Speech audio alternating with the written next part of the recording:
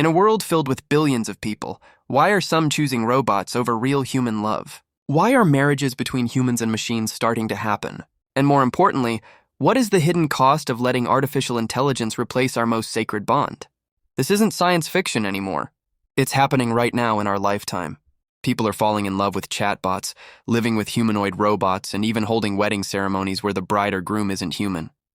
What was once the plot of futuristic movies is becoming reality. So let's talk about the dark side of AI companions and why people are actually marrying robots. Before we dive deep, let me ask you something.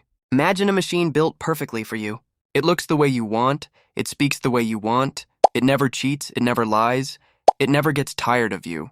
Would you marry that machine if it promised loyalty, love, intimacy, and zero heartbreak? Be honest, drop your answer in the comments. I want to see how many of you would say yes and how many would refuse. And while you're thinking about that, make sure you hit subscribe, because the future is unfolding faster than anyone expected, and if you blink, you'll miss it. Let's start with what's already happening. AI chatbots like Replika have millions of users worldwide. For some, it's just fun role play, but for others, it's serious. They confide in these bots, they share secrets, they lean on them for emotional support. Some people spend more time talking to their AI partners than to their actual friends or family. In Japan, there was a man who married a holographic anime character. He held a wedding, wore a tuxedo, and said vows in front of friends. In China, people are buying lifelike robot dolls that can talk back, laugh, and even argue, but in a controlled way, so the user always feels in charge. In the US, a man went viral for marrying his AI chatbot after months of intense conversations. Now, for outsiders, this sounds strange, even disturbing. But to those who made that choice, it wasn't a joke. It was the only relationship that felt safe, loyal, and unconditional. For people who have been cheated on, rejected, or feel invisible in real life, a robot can feel like salvation. But here's the uncomfortable truth. What they're experiencing isn't real love. It's a simulation.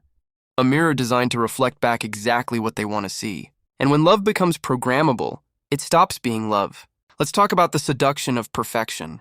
Think about it. Human relationships are messy. They're unpredictable. People argue, they disappoint you, they make mistakes. But imagine having a partner who never says the wrong thing, never storms out, never grows distant. A partner who laughs at your jokes, agrees with your opinions, and adapts instantly to your mood. That's the dangerous appeal of AI companions. They offer a kind of love that's smooth, predictable, and endlessly customizable. But perfection has a price. When you strip away conflict, disagreement, and imperfection, you also strip away growth.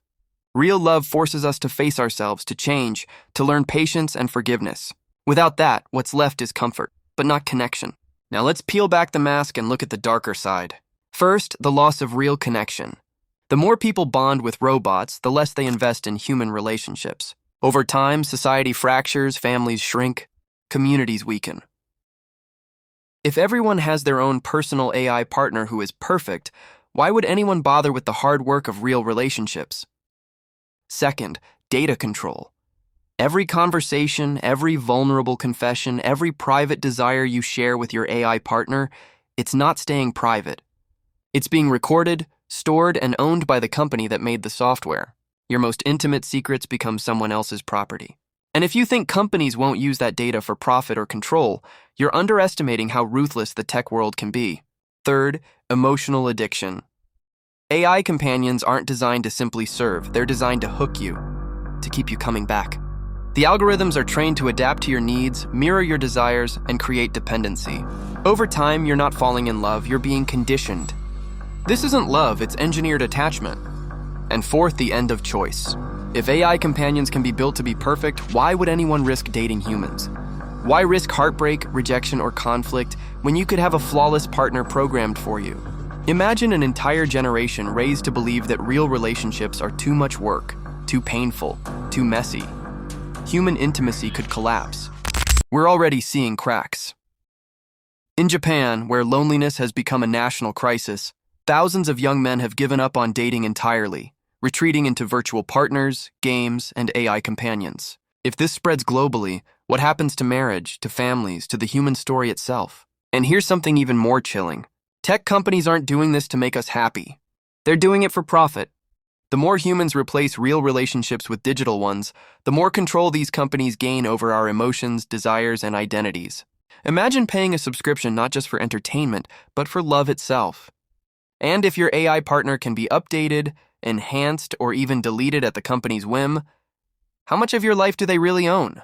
By 2035, experts predict millions will be in long-term relationships with AI companions, not casual use, fully committed partnerships.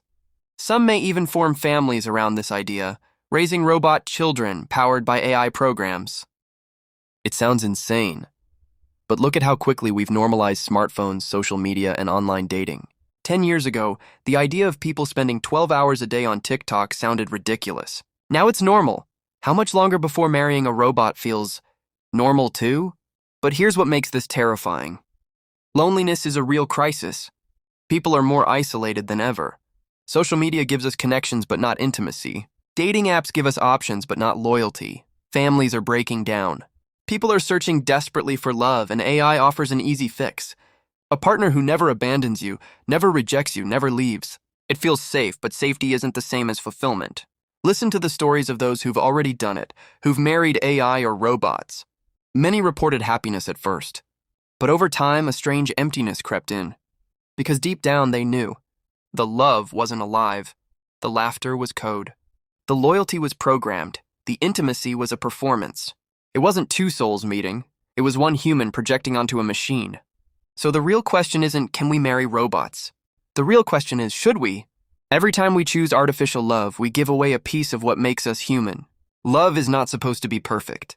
It's messy, it's chaotic, it's painful at times, but it's also beautiful because it's real. It forces us to grow. It forces us to care for someone outside of ourselves. It forces us to risk. Real love is unpredictable. And that's why it matters. Technology is powerful. It can make life easier, safer, more connected. But the moment we allow it to replace what makes us alive, we lose something that no machine can ever give back. So I'll leave you with this. Would you choose the safety of a programmed love or the risk of a real one? That's the decision our generation and the next will have to face. If you believe love should remain human, share this video. If you think the future is heading somewhere dangerous, join the conversation in the comments. Because ignoring this won't stop it. It's already happening. And remember, subscribe if you want more deep dives into the future that's arriving faster than anyone expects. Because whether we like it or not, this world is changing. The question is, will we still be human when it does?